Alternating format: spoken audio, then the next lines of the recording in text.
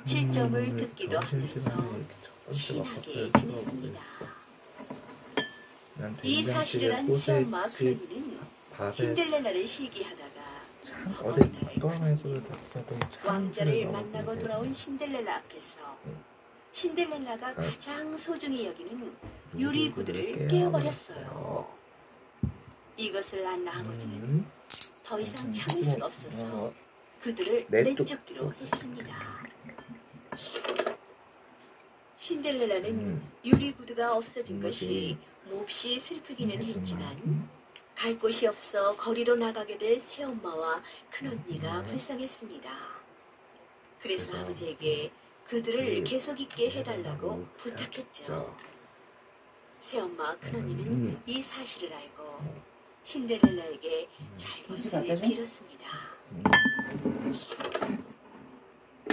이제 신데렐라의 집에는 웃음꽃이 질 날이 없게 되었죠. 행복한 신데렐라는 더욱 열심히 공부하고 남을 도와주며 왕자도 오랫동안 서로 도와주는 오랜 친구 사이로 지냈답니다. 흥민, 김현수 선수를 포함해서 인주연, 홍란, 윤수라, 홍진주, 서현정 선수가 이어갔던 공격치기. T1대는 홍란, 윤수라, 홍진주의 투어 베테랑 언니들도 선수가 지금 2타차 공격치기까지 와 있고. 사자와 멧돼지의 화해. 몹시 더운 여름이었습니다. 그래서 강물도 줄어들었습니다. 숲속의 샘물도 차츰차츰 줄어서 평소의 반 정도밖에 되지 않았습니다. 그 샘으로 사자 한 마리가 물을 마시러 왔습니다. 그런데 반대쪽에서 멧돼지가 역시 물을 마시러 왔습니다. 사자는 으르렁거렸습니다. 불렀어. 내가 물을 마실 거야. 당치도 않아. 내가 물을 마실 테다. 멧돼지도 치지 않았어요. 마침내 사자와 멧돼지 사이에 싸움이 벌어졌습니다. 그래, 내가 마실 거야. 내가 마실 테다. 사자와 멧돼지는 있는 힘을 다해 맞섰습니다. 그러다 아니야, 내가. 하고 서로 외치며 달라붙어 싸웠어요. 그러나 양쪽 다 힘이 세요. 어느 쪽도 지지 않았습니다. 한참 싸우고 나니 사자도 멧돼지도 기진맥진해졌습니다. 잘 쉬자. 그리고 나서 다시 시작하자. 그래, 좋아. 사자와 멧돼지는 헉헉거리면서 주저앉았습니다. 그런데 주위에는 벌써 독수리가 모여있지 않겠어요? 독수리는 싸움에 져서 죽은 쪽의 고기를 먹으려고 기다리고 있는 것입니다. 사자와 멧돼지는 서로 얼굴을 마주보았습니다. 아니, 봐. 저 독수리 좀 봐. 알고 있어. 그리고 나서 사자와 멧돼지는 제각기 생각을 해보았습니다. 독수리의 밥이 되려고 하더니 어리석은 짓이야. 같이 물을 마시면 되는 것을. 오라. 물을 나누어 마시면 되잖아. 싸움을 그만두자. 그래. 그만두기로 하자. 사자와 멧돼지는 화해를 했습니다. 그리고 사이좋게 샘물을 마셨답니다. 늑대와 여우. 늙은 사자가 병들어 앓고 있었습니다. 이 소문을 들은 동물들은 앞다투어 병문안을 갔습니다. 그런데 여우만 보이지 않았습니다. 사자는 주위를 둘러보며 물었습니다. 여우가 안 보이는데 무슨 까닭이 있냐? 평소에 여우를 못마땅하게 생각했던 늑대는 여우를 혼내줄 수 있는 기회라고 여겼습니다. 사자님, 여우라는 놈은 평소에 사자님을 못마땅하게 생각하고 있었습니다. 이제 사자님께서 병이 들었다니까 아예 사자님을 알고는 모양입니다. 뭐야? 내 그놈을 단단히 혼내줘야겠군. 사자가 화를 내서 씩씩거리고 있었는데 여우가 헐레벌떡 뛰어들어왔습니다. 사자님, 어떠십니까? 여우가 누가 막 찍어뜨려. 가자. 사자는 눈을 가져가. 부비며 에이! 이놈아, 내 건강이 어떤지 궁금한 놈이 이제야 문명을 왔느냐? 늑대의 말처럼 네가 나를 늙고 병들었다고 깔보고라는 것이 아니야.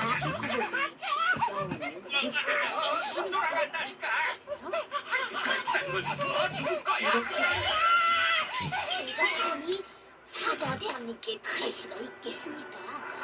지금 사자님이 병드셨다는 소식을 듣고 약을 구하러 달려 늦은 것입니다. 내가 그랬어. 그만두고 네가 달래봐. 그래, 울잖아. 아저씨가 걸렸으니까 아저씨가 책임져야죠. 어떡하나? 나는 죽겠단 말이야. 아닙니다. 말씀드리겠습니다.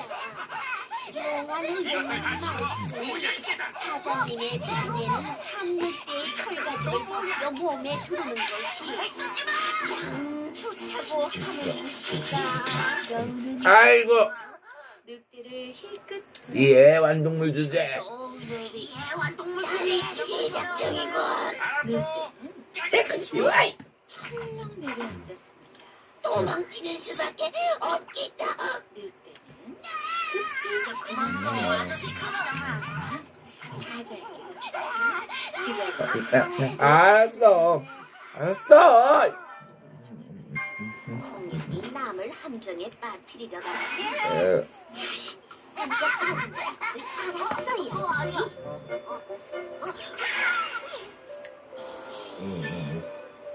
뭐가 공격했다 이거지? 그래서, 오늘 일요일인데 나가요. 부장이 빨리 나오래. 물 내릴 때마다 일찍 자동 사다리만 세정되는 오래 공기 세정제가 벗어만 있는데 돼. 아직도 이렇게 한다고? 자취 10년차 친구 집에서 훔쳐온 자동 공기 세정제. 근데 이거 효과 미쳤네. 시도해 보면 물 내릴 때마다 이물질이 싹 섞이고 물때가 끼지 않고 불쾌한 세정제라고 세정하면 매일매일 새 공기를 사용하고 경기청도 사용한 걸로 엄마. 같은 계량물은 공기청정을 쳐도 됐죠? 피부에 다 위험한데 이건 물 내릴 때마다 세정제 무려 99.9% 쫙 제거해줍니다. 다른 제품들과 다르게 가격도 저렴하고 용량도 커서 한 번만 넣어도 한겨울은 공기청소 거들도 안 봐도 돼. 지금 1년씩 구매해도 만원. 낙타의 낙타가 상민이가 그랬어요. 낙타의 머리를 빤히 쳐다보면서 말했습니다. 어때? 내 풀보. 아이고 이게 뭔 일이다요. 아이고 이게 어떤 꼴인지 할머니. 다치진 않으셨어요? 다시 말했습니다. 아니 다쳤는지 안 다쳤는지 내가 어떻게 알아? 할머니 자꾸 나왜 알지? 지금은 괜찮으세요? 제가 아버지가 알면은 잘 부딪혀서 진짜는 삼촌이랑 한동마 한 1년이 그게 그만 표정이 나타나더마. 지금도 가족 다니는 무슨 약을 씨. 아이고, 이 뭐, 없는 녀석을 아이고 보면 내고. 불쌍한 생각이 들 때가 너도 그렇지만 그리곤 종종 걸어가 버렸습니다. 낙타는 뿔을 가진 소가 너무나 부러웠습니다. 그래서 아니에요. 신에게 누가 우리 집 앞으로 지나가래요? 제 의사가 일부러 아니요. 그런 것도 아니잖아요. 우리 저에게 꽃처럼 뿔을 달아주세요. 아줌마는 다 좋은데 너무 마음에 그거 좋아서 큰일. 너는 그보다 아 참 아저씨 때문이야. 훌륭한 몸집이 있지 않느냐. 그렇지만 뿔은 없습니다. 여보세요? 사막을 수주한 거지 당신이 갖고 못한. 갔잖아요. 너는 그런가 했는데 회사와 소문이 없어. 여기 있네요. 그렇지만 뿔은 없습니다. 아니, 저 상민이 놈 때문에. 낙타의 얼굴을 바라보았습니다. 그리고 나서 말했습니다. 상민이 어딨어? 꿀이 어딨어? 너 아저씨 회사 좀 갔다 와야겠다. 낙타의 귀를 떼내고 말았습니다. 지금도 중요한 거니까 중간에 절대로 풀어보지 말고 그냥 그대로 가면 돼. 전 아저씨 회사 잘 모르는데요. 집 앞에서 160번 버스 타고 광화문에 내려서 이리저리 가면 호텔이 보이고 샛길로 한 150m 가면 하얀색 건물이 보여. 그곳에서 좌회전 우회전 50m도 붉은 벽돌 앞집 옆집 뒷집 돌아서 쭉 가면 큰 빌딩이 보이는데 거기가 아저씨 회사야. 알았지? 알겠지? 철수 시켜요. 학원 갔다. 용이는요? 친구 집에. 아줌마는. 아줌마는요? 갔다 오라면 갔다 와. 잔말 말고. 아이고. 는 야우 숲속의 왕 사자가 병들어 누웠습니다. 그래서 양과 늑대와 여우가 병문안에 왔어요. 며칠 동안 누워만 있었더니 고장난 냄새가 나는구나. 심심한 사자는 무슨 일로 트집을 잡아볼까 살피면서 말했습니다.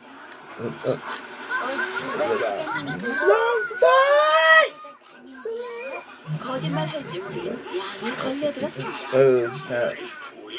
왜 이렇게 빨리 가요? 사자는 빨리 한 오지. 입에 양을 물어 죽였습니다.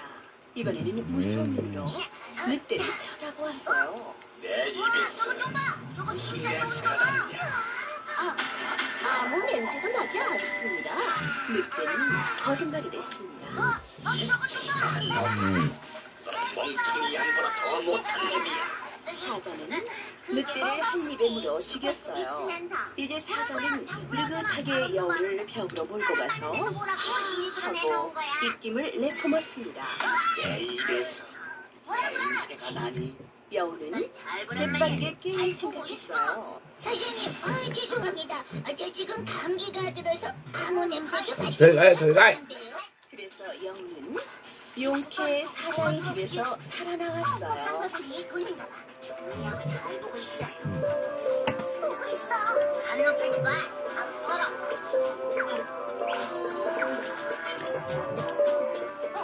아줌마가 풀지 말랬잖아.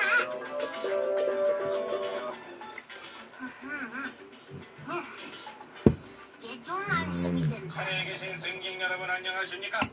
저는 동동연필 주식회사 홍보부장입니다만은 회사가 부도나고 아기 다람쥐와 도망치는 바람에 저를 포함한 회사 커다란 전직원이 밤나무에 달려있던 밤이 다 익어서 오늘 이 자리에 땅에 여러분을 툭 모시게 떨어졌습니다. 되었습니다. 밤나무 밑에서 놀고 이 있던 펜으로 밤나무가 말씀드리려면 밤을 일명 주었어요. 희희낙낙 마술펜으로서 집에서 키운 우리 자녀들이 여기고 오시고 경대고 땅바닥이고 날짜리고 온통 낙서를 아기 내리지 다람쥐는 않겠습니까? 이럴 때 여기저기에서 타일러도 안 맛있게 되고 익은 내려도 안 밤들을 되고 주워먹었어요. 간장합니다. 하지만 염려는 마시라. 너구리가 났다. 아이고 봐. 저기 꼬마 다람쥐가 있거든. 얼른 가서 잡아먹어라. 같이 갈게. 너구리는 열심히 밤을 아빠랑 같이 죽고 있는 왔어? 다람쥐 뒤로 가서 아니 그럼 누구랑 같이 왔어? 다람쥐를 친구들. 붙잡았어요. 그래. 너 나한테 잘 걸렸다. 내가 없어 차린다 잘 됐어. 널 잡아먹어야겠다. 다람쥐는 깜짝 놀랐어요. 그리고 겁이 났어요. 어떻게 해야 할지 몰랐어요. 여러분들의 귀여운 자녀 얼굴에 낙서를 배웠으니까요. 하지만 염려는 마시라. 자, 이 희랑낙낙 펜슬은 뭐든지 씌워줍니다. 대 지혜가 생깁니다. 슬슬 바른 후 60초만 지나면 언제든지라는 듯이 흔적 없이 사라지는 말씀. 자, 눈 대지도 말고 눈 돌리지도 말고 눈 돌리지도 말고 이것은 무엇이라 어떻게 지워지라. 2초, 3초, 4초. 한눈 받아내. 시기만 보시라. 어떻게 굽는 거지? 이런 시중에서 제가 프로사시를 한개 사서는 아기 다람쥐는 나뭇가지에 불을 천원에 붙이고 모시겠습니다. 그 불 위에 넓적한 돌을 얹어놓았어요. 그 돌은 점점 뜨거워지기 시작했어요. 아기 다람쥐는 그 돌 위에 밤들을 올려놓았어요. 회사가 망하지. 우리 아저씨, 뭣도 모르고 갔으면 큰일 날 뻔했네. 맞아. 맞아. 근데 너 딸이 어떻게 했니? 이거요. 점점 더 커지니까 아주 커진 다음에 먹으면 돼요. 이 밥을 섞어준다고? 그거 신기하네. 그러면 나머지 밥들도 더 얹어놔. 어떻게 뭐, 저러지? 커지가 되면 다 내가 잘 보고 있었잖아. 또 애들 돌이 잘못이야. 점점 뜨거워졌어요. 참네. 돌 위에 있는 밤들도 이거 장난감식이지. 점점 팽창하여 커지고 있어요. 부자리 저기 간다. 부자리. 한 냄새가 풍겨 나왔어요. 멈추게! 스톱! 스톱! 스톱! 없어요. 여기 이 밤 좀 보세요. 사고날 뻔했잖아. 커졌죠? 두번 다시 동물들을 데려다보라. 제일 크던데. 저구리는 신기해서 자세히 보려고 눈을 가까이 대고 그 밤을 쳐다보았어요. 그때 하고 밤이 터졌어요. 밤을 불에 구우면 뜨거운 열 때문에 밤 껍질이 팽창하죠. 밤 껍질이 팽창하다가 알았어? 압력이 너무 세지면 밤 껍질이 폭탄처럼 터집니다. 밤 껍질이 터지면서 너구리의 눈에 맞아 맞았네. 아이고, 아파! 너구리 다리는 너무 아파서 눈을 감고 둥그러져. 아기 다람쥐는 빨리 도망쳤어. 네. 아기 다람쥐는 지혜를 써서 위기를 벗어날 수 있어. 너구리의 눈주위가 꺼멓게 보이는 것은 이때 뭐야 이 알람방 기계기가! 아줌마들 상민이가 그랬어요. 괜찮아. 어머, 그럼 아니야. 니들 지금 뭐하냐? 나 갈래. 욕심쟁이 개. 너 지야, 이리 와. 욕심쟁이 개가 골목길을 어슬렁거리고 냅둬. 냅둬. 쟤 집도 잘 모르잖아. 이게 무슨 욕심쟁이인 알고. 둘레둘레 돌아보니 소만치기는 고기를 문 강아지가 욕심쟁이 개의 눈치를 보며 아직 도착 안 했어요? 꼬마야, 괜찮아. 이리 와서 먹으렴. 강아지가 마음을 놓고 입에 문 고기를 바닥에 놓자 욕심쟁이 개는 고기를 낚아채 달아났습니다. 오늘은 재수가 좋군. 조용한 곳에 가서 혼자 먹어. 개울 건너편으로 가려고 다리를 건너던 욕심쟁이 개의 눈이 동그래졌습니다. 글쎄 다리 밑에서 어떤 개 한 마리가 고기를 입에 물고 자기를 빤히 쳐다보는 게 아니겠어요? 저 녀석이 가진 고기가 더 맛있어 보이잖아. 욕심쟁이. 저것도 빼앗아 먹어야지. 욕심쟁이 개는 왕 하며 큰 소리로 겁을 지었습니다. 순간 입에 물고 있던 고기는 풍덩 물속으로 떨어지고 말았습니다. 욕심쟁이 개는 물에 비친 자기 모습을 보고 짖었던 거예요. 물에 비친 제 모습을 몰라보다니 바보. 치포 치포 뽀뽀 기차역. 글 김현정. 그림 박은주. 어느 작은 날에 기차역이 하나 있었어요.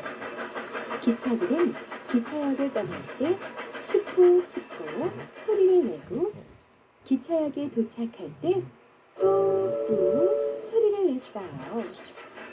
그래서 마을 사람들은 그 기차역을 치포 치포 뽀뽀역이라고 불렀어요. 치포 치포 뽀뽀역에는 커다란 기차 시각기가 붙어 있었어요. 시각기에는 각 기차의 출발 시각과 도착 시간이 자세하게 나와 있었죠. 아침마다 역장님은 처음에 몇 개 줘요? 언제나처럼 기차 시각표를 꼼꼼히 살펴보았어요. 8시 30분 노란 기차 출발. 9시 무지개 기차 출발. 9시 30분 물방울 기차 출발. 역장님은 기차들이 보이지 않을 때까지 크게 흔들었어요. 다른 역에서 출발한 기차들이 너희들 보내지마 남자. 안 그랬어요. 역에 서서 기차들을 맞이했어요. 이마들. 오후 3시 바람 기차 도착. 반가워요. 4시 15분 꽃무늬 기차 도착. 반가워요. 5시 20분 구름 기차 도착. 반가워요. 기차들은 꾹꾹 소리를 내며 기차역에 도착했어요. 시간표에 맞춰 제 시간에 떠나고 도착하는 기차들을 보는 것은 역장님의 가장 큰 기쁨이었어요. 그런데 유독 역장님의 흩어지는 기차가 하나 있었어요. 바로 말썽꾸러기 빨간 기차였어요. 빨간 기차는 오늘 아침도 늦잠을 자서 출발 시각을 늦었어요. 역장님이 빨간 기차를 야단쳤어요.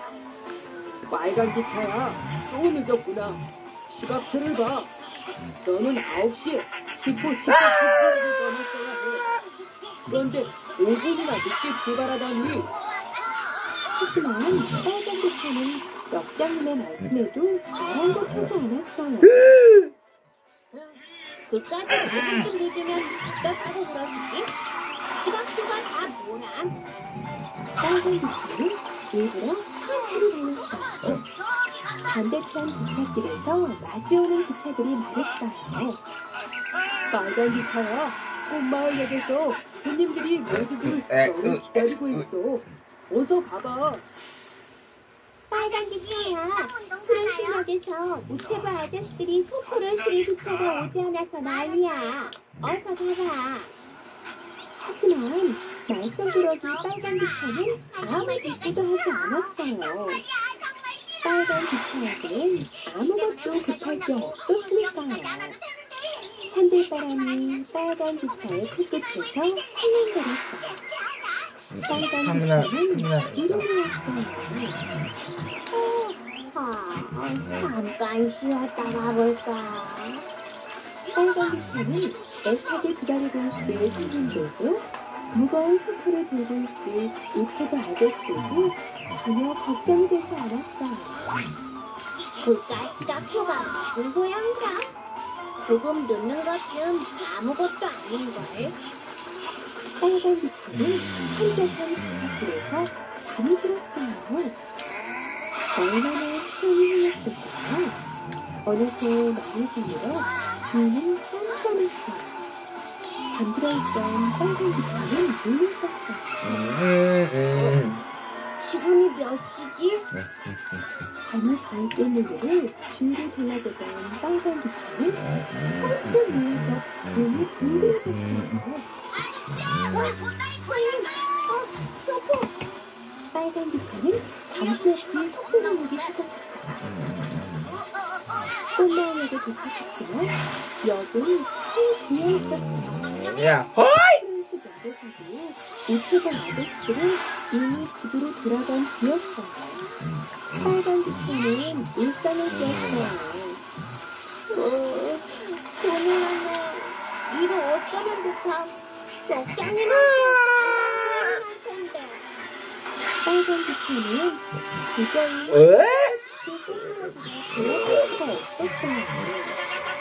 동작을 역장님만 쓰고 돼지가게 출발했어.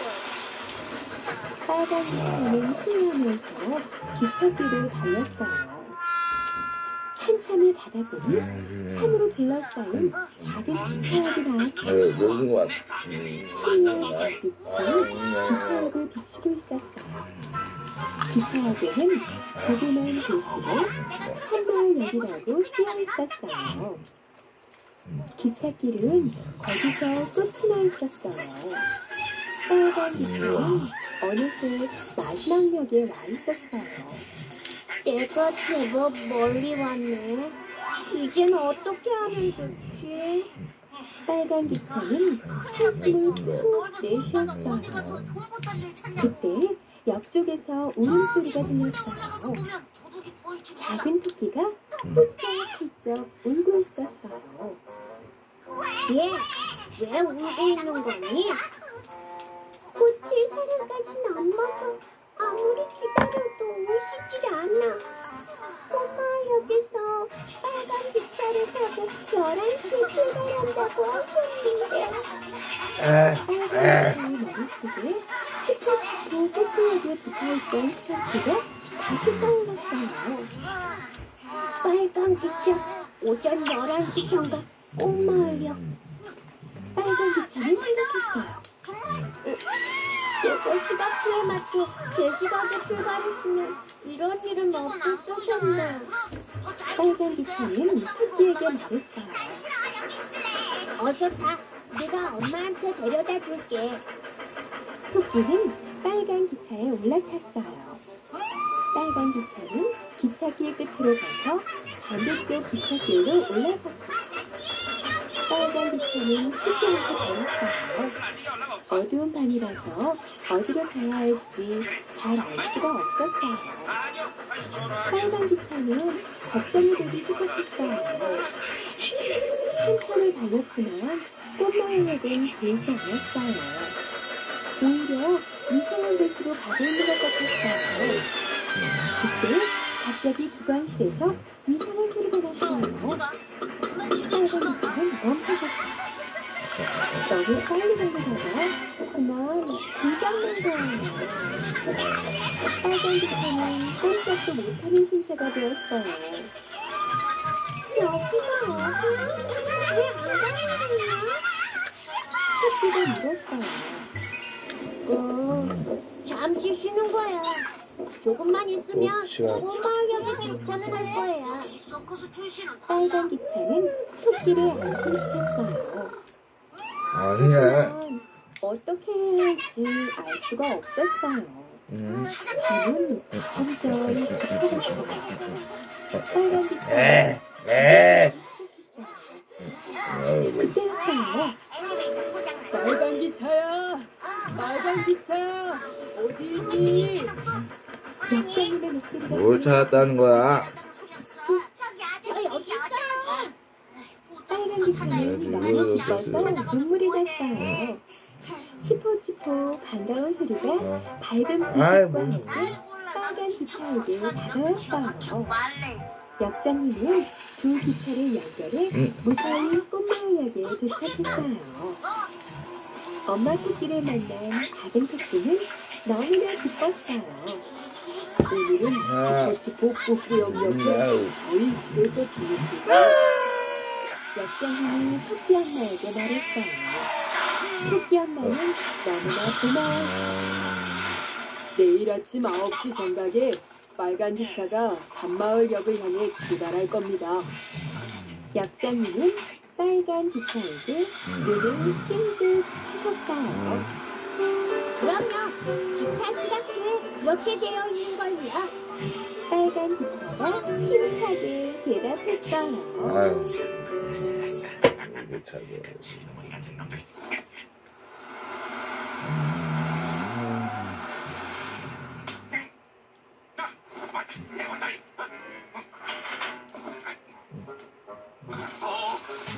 꼬마 경찰관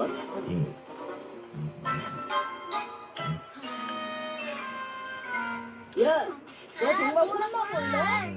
그러게만 가만히 있는 사람 시키자. 왜 이게 이거 아니야? 이거 아니야? 심각할 것이지. 아니, 저 녀석들이 맞아. 쟤는 또 뭐야?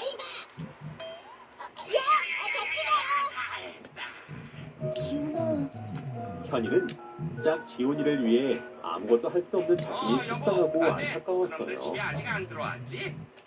연락도 없고. 쓸쓸하게 고개를 떨구고 집으로 향하던 현이는 멀찌감치 햇빛에 반짝 빛나는 무언가를 발견했어요.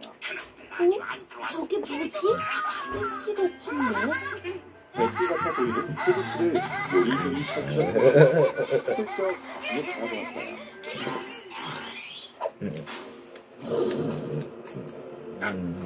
그러다 현이의 머릿속에서 현이는 얼른 옆 가게의 유리창에 자신의 모습을 비춰보았어요. 우와! 경찰관이잖아! 내가 경찰관이 되다니 이럴 수가! 멋지고 늠름한 경찰관이 되어 있는 자신의 모습에 입이 딱 벌어졌어요. 이건 요술 배지인가 봐! 자신이 경찰관이 되었다는 사실이 믿기지는 않았지만 현이는 두근거리는 마음을 안고 가벼운 발걸음으로 집으로 향했지요. 그때였어요. 이걸로 만들어도 아이들은 잘 모를 테니 괜찮을 거야! 학교 앞에서 유통기한이 훨씬 지난 재료로 빵을 만들어 파는 아주머니를 만났어요. 아니, 저런! 아들 다닌 벤츠를 내려다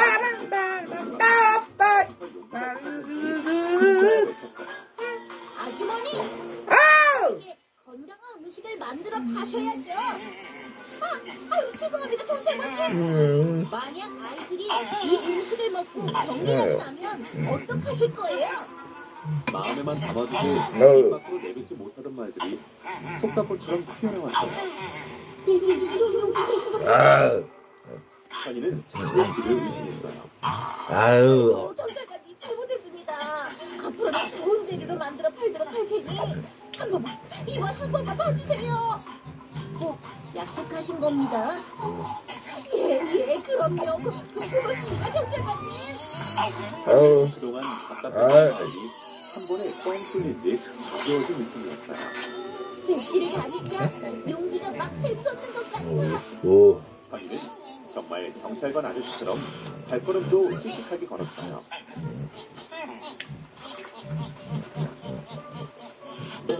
꼬마 꼬마야, 너 정말 예쁘게 생겼구나. 저요? 그래. 아이고, 보들보들 아주 잘이네.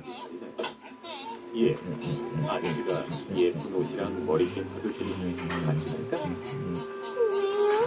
아우. 아저씨는 내가 딸같이 예쁜데. 아우. 가자. 이. 엄마가 낯선 사람은 절대 따라가지 말라고 하셨는데요. 괜찮아. 엄마도 잘됐다고 하실 거야. 어서 가자. 아저씨는 여자아이의 소매를 잡았더니 차에 태우려고 했어요. 저 아저씨가 그 광경을 목격한 현이는 어디서 그런 힘이 솟았는지 비 바람처럼 뛰어올라 낯선 아저씨의 손을 뿌리치며 외쳤어요. 아이를 함부로 만지고 데려가야 하다니 정말 나쁜 사람이군요. 아, 경찰관이다. 저는 그게 아니라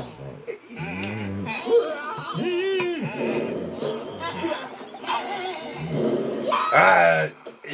거기 있어요.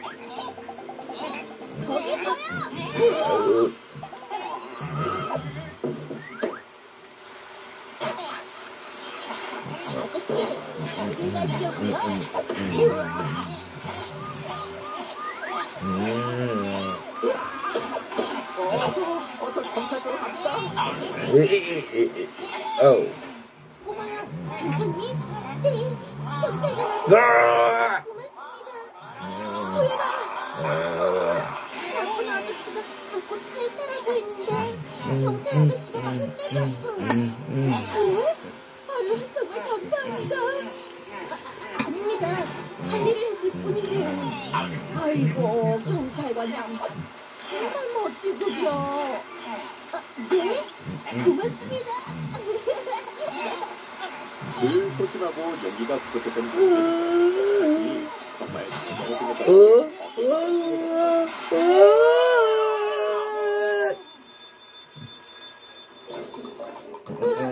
이게 다 꿈이었단 말이야. 멋진 경찰관이 되어 사람들에게 감사의 아기들 쇼이.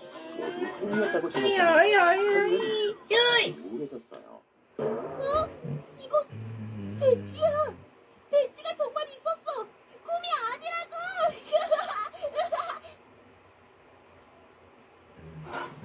다음날 새벽에 이 기운이를 만나 빠이. 힘이 세고 있는 친구에게 둘러싸인 기운이는 아무도 들지 못할 때 벽에 기대어 서 있었지요. 너 가진 돈 모두 내놔. 지금 내가 못 싶은 거 없거든. 그렇지? 그라. 이게 전부야. 없어. 아우. 이게 전부라고? 참다 못한 현이는 두 눈을 질끈 감고 침을 삼켰어요. 너 이제 오. 너 나타나. 너 이제 나쁜 짓은 그만둬. 에이. 그러면 어. 이쪽으로 오고 계실까? 현이는 갑자기 어디서 그런 용기가 났는지 떨지도 않고 또박또박 말했죠. 뭐? 너 정말 아무것도 못해. 너 얼마든지. 아니야, 고마워. 고맙기는 저 녀석들이 나쁜 짓 하는 걸 두고 볼 수 없었을 뿐인걸. 모두 피하기만 했는데 나를 도와주다니 정말 고마워. 아니야, 경찰 배지. 내 꿈은 이제부터 경찰관이거든. 경찰관이 되려면 우리를 절대 참으면 안 돼. 에? 위해 누군가를 괴롭혀서도 안 되지. 그렇구나. 정말 대단해, 현이야. 고마워. 아. 지훈이의 손을 에이. 잡고 뿌듯함으로 가슴이 마구 벅찼어요. 그리고 꼭 훌륭한 경찰관이 될 거라고 다짐했답니다. 선인선에 꼭 지어진 배지가 햇빛에 반짝 빛나는 걸 보셨나요?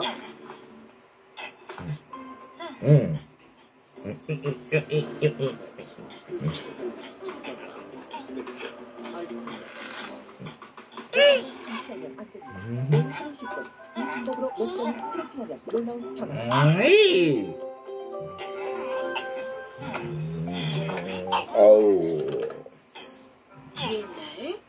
아주 오랜 옛날 어떤 작은 왕국이 있었습니다.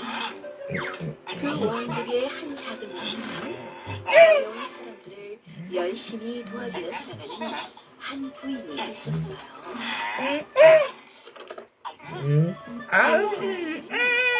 현명하고 씩씩한 소녀가 하나 있었는데 이 소녀는 인형놀이나 바느질 놀이보다는 말 타는 것을 더 좋아했습니다. 소녀의 아버지도 그러한 딸을 사랑스럽게 여기고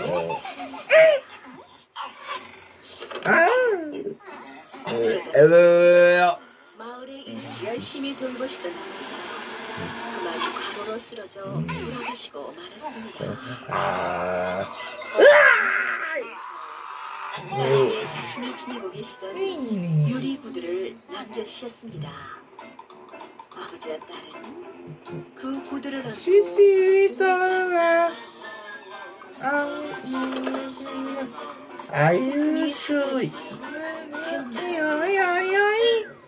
새엄마는 게으르고 거울 앞에서 모양만 냈어요. 또 다른 사람이 가진 물건은 다 갖고 싶어하는 아주 허영심이 많은 사람이었어요. 이 새엄마에게는 딸이 둘이 있었는데 그중 첫째는 성격이 고약해서 할 필요가 없는 일도 만들어서 남에게 시키곤 했습니다. 그러나 둘째는 소녀를 잘 돌봐주며 친하게 지냈습니다. 새엄마가 들어온 후 소녀의 생활은 하루 종일 땔감을 만나고 우물에서 물을 겹고 아이의 집을 키워야 했기 때문에 매우 힘들고 힘들었습니다. 키우려고 제투성이가 된 소녀를 새엄마 크로니가 제투성이라는 뜻의 신데렐라라고 불렀습니다. 그러나 소녀는 힘든 생활 속에서도 항상 공부와 칼싸움은 게을리하지 않았어요.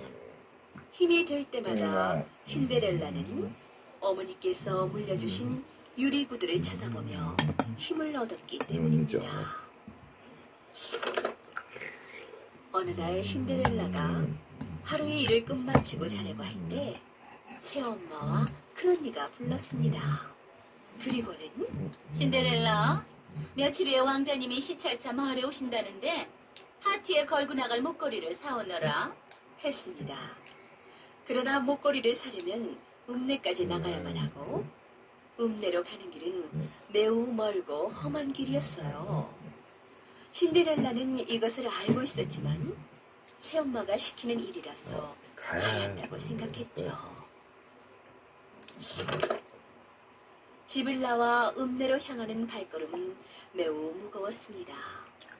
왜냐하면 읍내로 가려면 산을 하나 넘어야 하는데 그 산에는 굉장히 사나운 늑대가 살고 있었기 때문이죠. 이 늑대는 가끔 이 동네에 내려와 농과 밭을 못쓰게 만들고 가축들을 닥치는 대로 잡아먹어 마을 사람들이 모두 겁내고 있었습니다. 신데렐라가 이 늑대를 피해 무사히 읍내까지 갈 수 있을까요? 이제부터 매일 전기나 에어컨을 쓰지 않아도 월 전기 요금이 단지 5,000원으로 끝납니다. 서울대학교 연구원이 15년의 세월을 걸쳐 마침내 개발한 이 절전기 덕분에 국민 모두가 저렴하게 전기를 사용할 수 있게 되었습니다.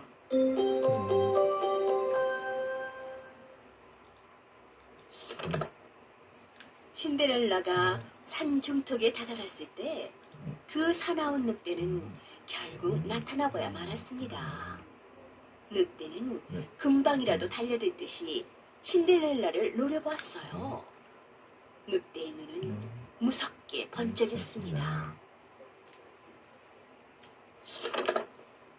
이때 신데렐라가 혼자 밤길을 가는 것이 걱정스러워서 멀리서 뒤따라오던 작은 언니는 이 광경을 보고 어쩔 줄 몰라하며 나무 뒤에 숨었습니다. 한편 신데렐라는 너무나 무서워서 꼼짝도 할 수 없었습니다. 그때 어둠 속에서 유리구두가 반짝이는 것이 보이는 것 같았어요. 신데렐라는 자신을 덮치려는 늑대를 향하여 옆에 있는 돌을 집어 힘껏 던졌습니다. 큰 신음소리를 내며 늑대가 쓰러졌어요. 신데렐라는 정신없이 읍내를 향해 뛰기 시작했습니다.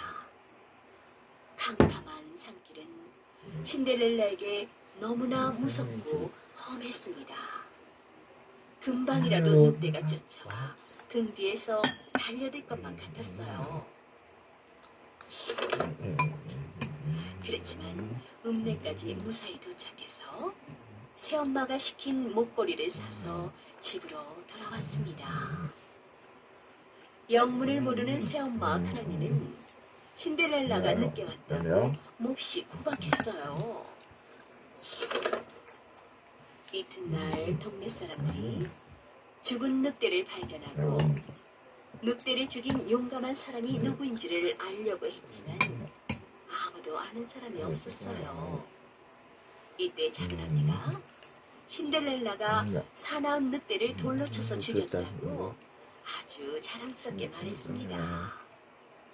그러자 모두들 놀라면서 신데렐라는 용감한 소녀라고 다들 칭찬했습니다. 왕자님이 오시기 며칠 전부터 마을은 왕자님을 맞이하기에 몹시 부산했습니다. 신데렐라의 집도 마찬가지로 준비에 바빴죠. 크로니와 새엄마는 신데렐라에게 심부름을 더 자주 시키면서 옷단장하기에 정신이 없었습니다. 새엄마는 큰언니가 왕자님에게 예쁘게 보여 왕궁에서 화려하게 살기를 원했죠. 드디어 왕자님이 마을에 도착했어요. 음악이 연주되는 가운데 마을 사람들은 왕자님을 좀 더 가까이서 보려고 서로 밀치며 앞으로 나가려고 했습니다. 그러나 그때 신데렐라는 작은 언니와 열심히 칼싸움 연습을 하느라고 왕자가 마을에 도착한 줄도 몰랐어요. 왕자는 자신을 환영하는 떠들썩한 파티에서 잠시 밖으로 나왔다가 멀리서 누군가가 놀고 있는 모습을 보았습니다. 모두들 나를 환영하고 있는데 저쪽에서 놀고 있는 것은 누구지? 왕자는 괘씸하게 생각하며 소리나는 쪽으로 가보았어요. 그런데 이게 웬일일까요? 소녀 둘이서 신이 나게 칼싸움을 하고 있지 않겠어요? 왕자는 가까이 가서 그들을 보고는 아니, 웬 여자애들이 칼싸움을 하고 있지? 정말 웃음다 하고 생각하고 그들에게 말했습니다. 여자애들이 칼싸움을 하다니 차라리 고무줄 놀이나 하지 그래. 신데렐라와 작은 언니는 왕자가 하는 말에 몹시 기분이 상해서 칼싸움을 그치고는 신데렐라가 왕자에게 말했습니다. 그렇다면 나와 함께 겨루어 볼까요? 신데렐라는 언니의 칼을 왕자에게 건네주었습니다.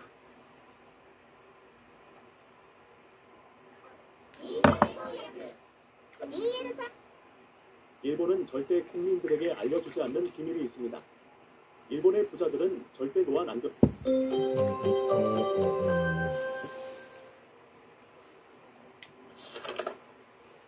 나무로 만든 칼을 받아진 왕자는 너하고 칼싸움을 한댔자 내가 이길 것은 뻔하니 이 시합이 끝나면 다시는 이런 놀이를 하지 말아라.